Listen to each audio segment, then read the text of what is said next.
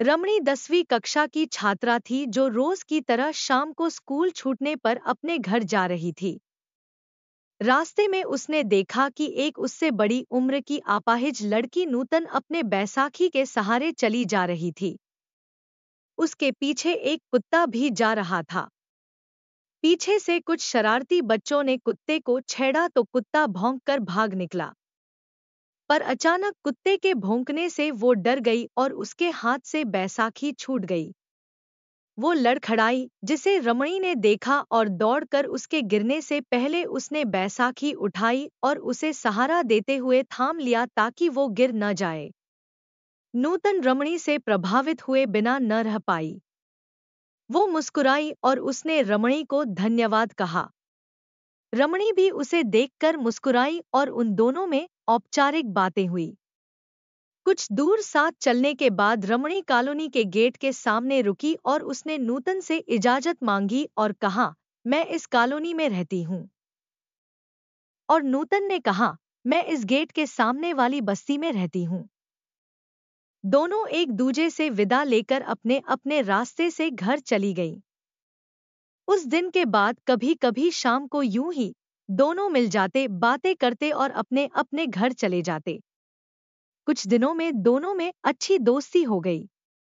वो दोनों आपस में बहनों की तरह रहने लगी। रमणी उसे दीदी भी कहने लगी थी।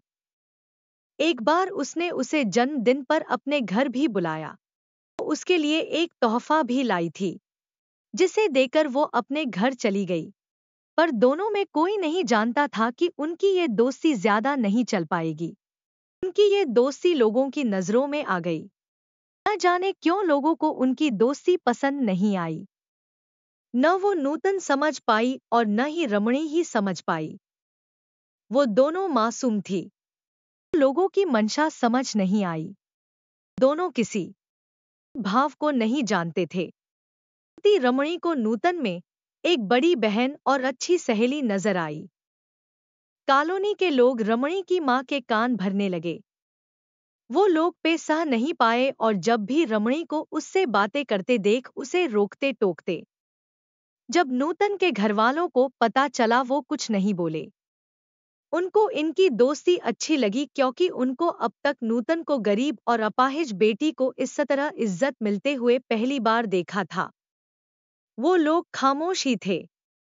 अक्सर उसे लोगों के ताने ही सुनकर दुखी होकर घर आकर रोते देखा था। कुछ ही दिनों से उसे खुश देखकर खुश हो रहे थे। इस मासूम दोस्ती के बीच अमीरी, गरीबी, ऊंच नीच, असमानता की दीवारें खड़ी हो गईं। रमणी की मां ने उसे खूब डांटा और धमकी भी दी कि आइंदा से अगर उस अपाहिज लड़की से बात करते देखा तो घर से निकाल दूंगी, फिर जा उसी के पास रह जी भर के। मां की धमकी से रमणी भी डर गई। अगर सचमुच घर से निकाल दिया तो उसकी सारी सुख सुविधाएं छिन जाएगी और शिक्षा में रुकावट आएगी। उसे यह जताया गया कि दोस्ती बराबर के लोगों के साथ ही करनी चाहिए। ये बात उसके दिमाग में इस तरह भर दी कि दूसरे दिन से उसने नूतन से हमेशा हमेशा के लिए मुंह मोड़ लिया।